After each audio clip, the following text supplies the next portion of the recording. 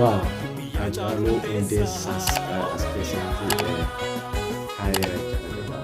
Gabaabaa keessatti jabeessaa.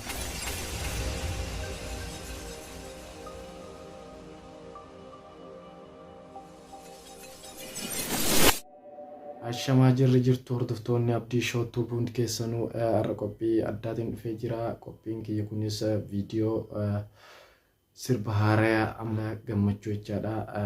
Sirbi kunis guyyaa takka kan guunnedha. Sirba kana irratti reakshin gochuudhaaf deemaa jirra. Osoo sirba kana viidiyoo kanatti seeniin dura warroonni maatii nuuf hin taanes maatii akka nu taatanii maatii kenna taatanis laayik sheer nu gochuudhaan nu bira dhaabbadha isiniin jenna.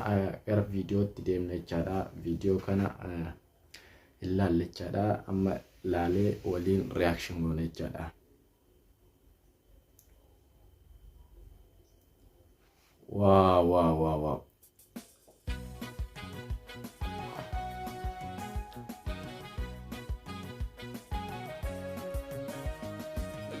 Kwaalitiin isaa akka addaati jechaadha. Bakkeen filatamee irratti hojjetamillee bakka bareedaadha.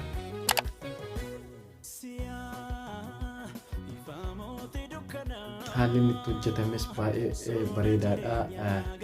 Viidiyoon kunis Vision Entertainment irratti gaggeeffamedha.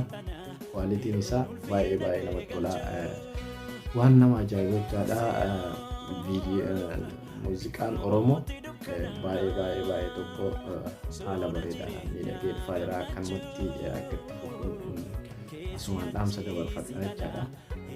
Waaw, akka ammatti baay'ee tokko.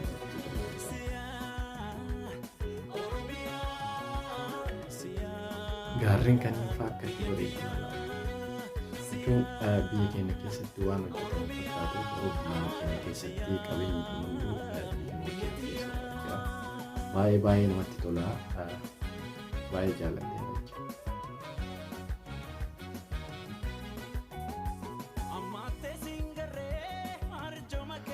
Abbootiin gadaas keessa jiru jechaadha. Abbootiin gadaas keessatti hirmaatanii jiru. Waaw, uffataan faayamanii jechaadha. Baay'ee namatti tola.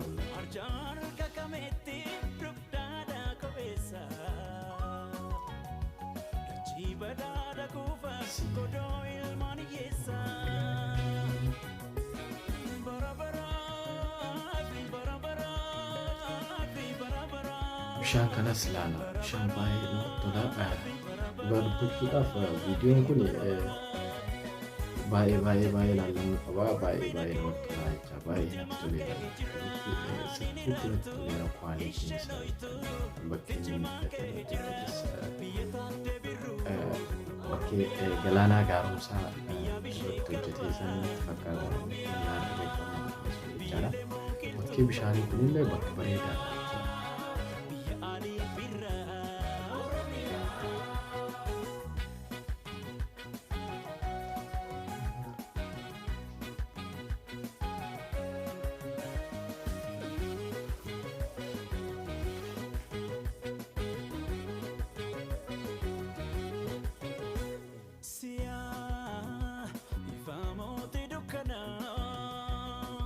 Sona jirenya gammachuu kan keessi achi si ana yeroon ulfina kee galchuu.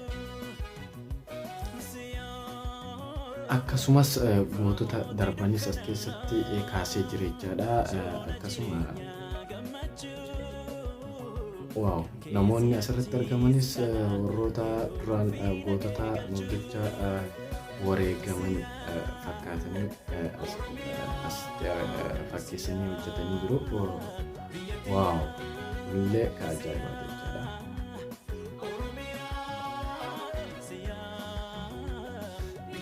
Garuu bakka kanatti jechaadha.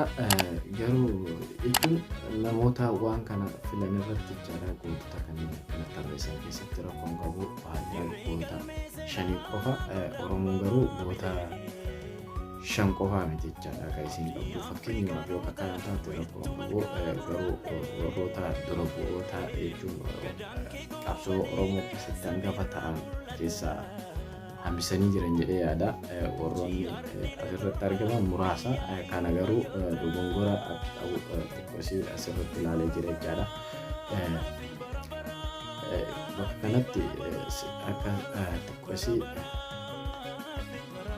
akka sirreeffatu jenna.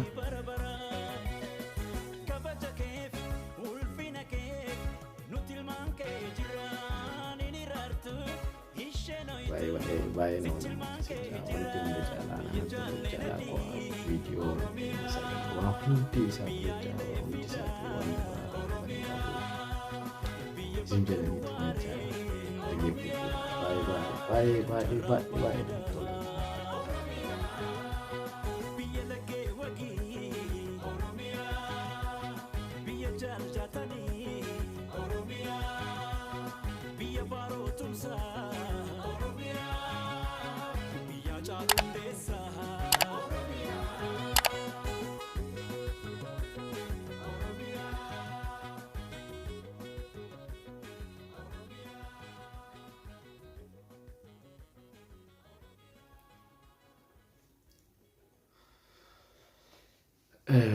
Muuziqaan kun ka biyyaaf hojjetamedha. Akkasuma Oromiyaa ta'an ibseera jedhee yaada. Baay'ee tokko seeraan ibseera. Muuziqaa biyyaaf hojjetamedha.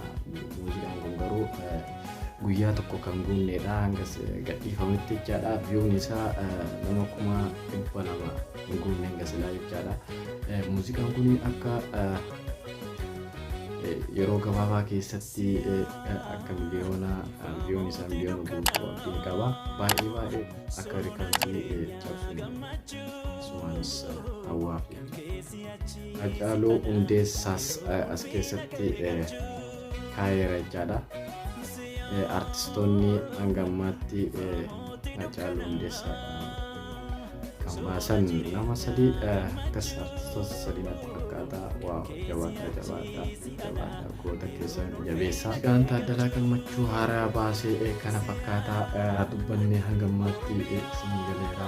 Baay'ee xiqqoo namatti tola jechaadha. Isinis ilaaltanii viidiyoo kana laayik sheer gochuudhaan Taaddalaa Gammachuu akka jajjabeessitan warroonni haaraa taatan akka laayik sheer sabskiraayib nu gootanii maatii nuuf taatanii wantoota nu hojjennu viidiyoo nu hojjennu akka yeroo gabaabaa isin bira ga'u abdii qabna.